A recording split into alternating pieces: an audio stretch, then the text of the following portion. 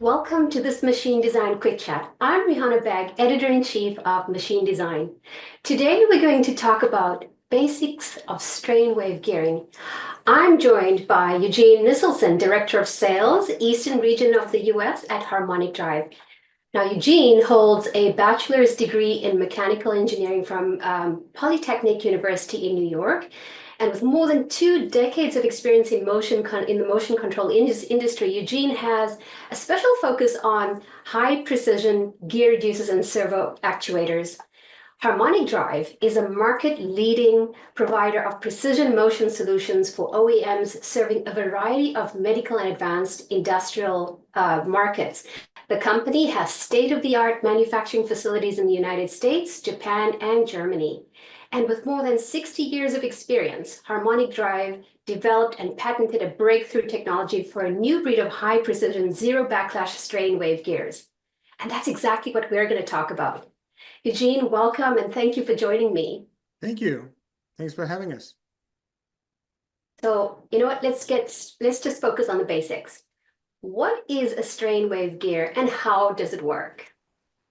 Yeah, thanks for asking. That's a good question. A strain wave gear, also known as a harmonic drive gear, which is, by the way, our registered trademark, is a high precision, zero backlash, high reduction ratio in a single stage mechanical gear reducer. A typical cup type style strain wave gear consists of 3 components. And as I go through them, I'll try to show them.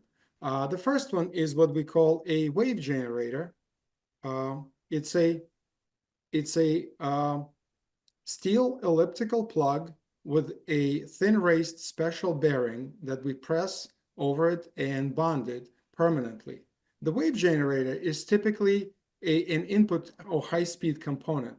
So again, it's an ellipse, and typically it's attached to a motor shaft. Or alternatively, it could be attached to an input shaft via a belt and pulley or a gear sprocket or some other means. So this brings me to an important point. The wave generator bearing is really not meant to carry any loads. It's designed to transmit torque only. For this reason, it requires a separate bearing support, like for example, that's provided with the motor itself. The next component is what we call a flex spline. It's a thin-walled cup with teeth on the outside. It's made out of it's made out of alloy steel. It's designed to be below the endurance limit of steel. So the flex spline actually has unlimited fatigue life. It can last forever for as long as you stay within the catalog values. The flex spline elastically deforms twice per input revolution. And the last but not least component is what we call a circular spline. As the name implies, it's a rigid ring with teeth on the inside, and the circular spline has a slightly larger pitch diameter than the flex spline. For this reason, it has 2 more teeth. So when you assemble these, and the wave generator goes into the flex spline, and then you inscribe that assembly into the circular spline, you end up with an ellipse rotating inside a circle. So you have tooth engagement along the major axis of the ellipse. And because of that 2-tooth difference, on the input side, once you complete 1 input revolution, you advance by exactly 2 teeth. So for example, if the gear has a 50-to-1 reduction ratio, you'd have to rotate it 50 times to get 1 output revolution.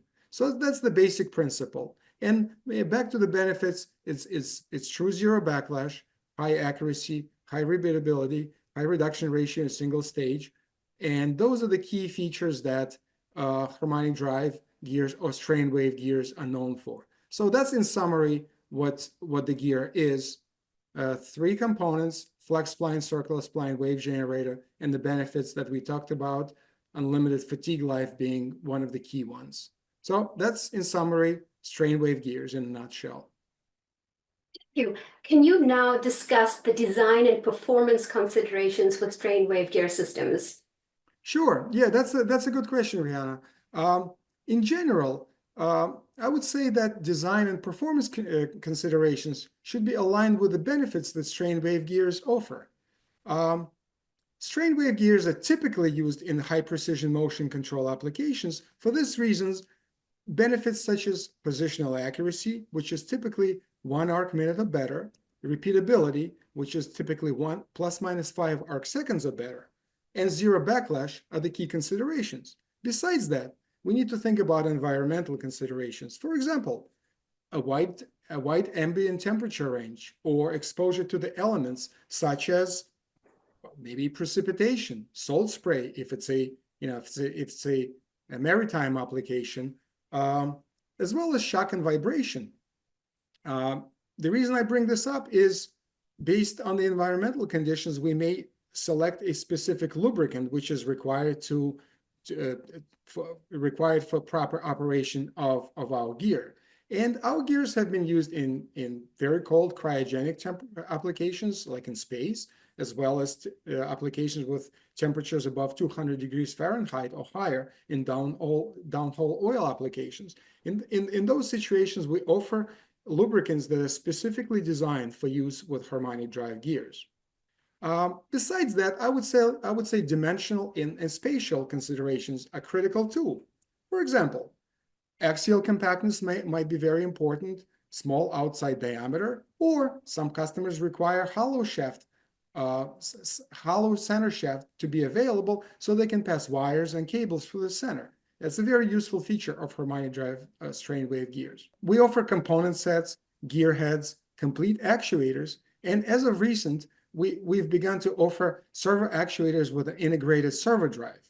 So also, the last thing, but not least, is over half of the products that Harmonic Drive makes are somewhat custom. So we are well adapted to customer requirements and to make products customer specific. And that's really our bread and butter. So those are the typical performance considerations that go into integration of Harmonic Drive gears into customer applications.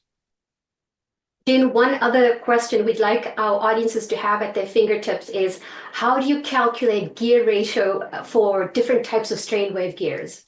Yes, thanks for the question. It's a common question that's asked by customers. So as we already discussed, remember there is a two-tooth difference between the flex spline and the circular spline. So basically, the formula to calculate the gear reduction is it's the number of teeth of the flex spline in the numerator. So it's, for example, if it's a 100-to-1 ratio, it would be 200 divided by the difference of the number of teeth in the circular spline minus the flex spline. So that would be 200 divided by 200, 2 minus 200. So that would be 200 divided by 2, which is 100. So that's how you arrive at the reduction ratio. So with a 100-to-1 reduction ratio, your flex spline has 200 teeth and the circular spline has 102 teeth. So that's pretty much the formula. One other thing I would like to mention is in a most common typical application, between the three components, the wave generator is always your high-speed input side, the circular spline is stationary, and the flex spline serves as the output. In that case, your ratio is even, say 100-to-1, and the output will rotate in the opposite direction of the input. Conversely, you can use the flex spline as your fixed part, which would be attached to the housing, and then the circular spline would be your output. In that case, your ratio is odd, for example, 101-to-1, and the output will rotate in the same direction. And lastly, it's probably worth mentioning that in some applications, actually all three strain wave gears are moving at the same time. In that case, we call that a differential gear application. And in that case, you can actually achieve an infinite number of potential reduction ratios. Those are typically used in printing applications, not very common, but it's something good for customers to be aware of. Eugene, I have one final question for you on this. How does one select a strain wave gearing unit based on required torque and speed? Very good question too, and it's something that we asked all the time. And for that reason, our literature, our catalogs typically publish 4 different torque ratings. And those four torque ratings are rated torque, average torque, repeated peak torque, and momentary peak torque. So let's briefly discuss them. The rated torque is basically every harmonic drive gear has unlimited fatigue life. So the only life limiting factor in a strain wave gear is the wave generator bearing, which follows a regular bearing equation. So a typical L50 life of the wave generated bearing is 35,000 hours. So conversely, rated torque is a function of rated speed and rated life of the input bearing.